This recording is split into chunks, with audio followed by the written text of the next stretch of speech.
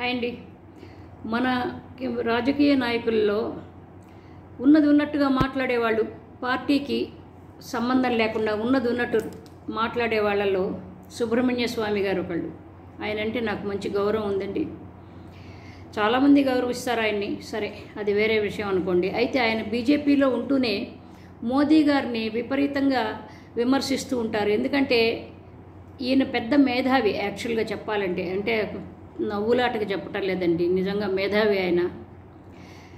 అయితే ఆయన దృష్టిలో మోదీ గారు చేసే పనులు కూడాను చాలా అవకతవకలుగా కనిపిస్తూ ఉంటాయి.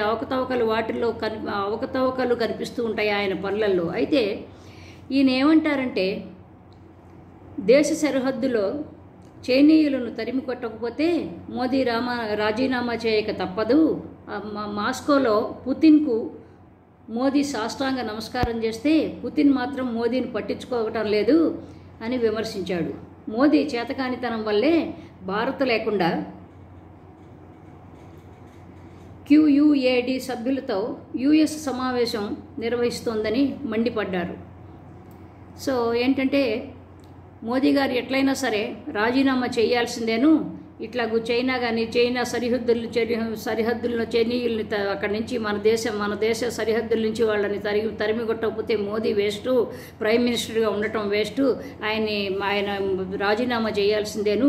అట్లాగే పుతిన్కి పోయి దండాలు పెట్టాడు ఆయన, నమస్కారాలు, ఆయన అసలు ఈయన్ని పట్టించుకునే లేదు.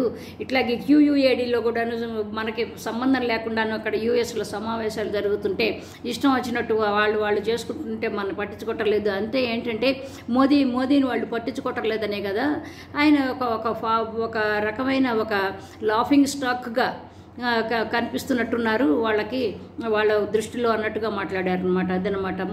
ఈయన అప్పుడప్పుడు మంచి అంటే ఏదో మోదీ గారిని అన్నారని మంచి అంటాం కాదు, ఒక సెన్సిబుల్గా మాట్లాడుతూ ఉంటాడు. మనల్ని ఆలోచింపజేసే విధంగా ఆయన వ్యాఖ్యలు ఉంటాయన్నమాట. ఇంకొక మంచి టాపిక్తో మళ్ళీ కలుద్దాం. బై అండి, లవ్ యూ ఆల్, బై.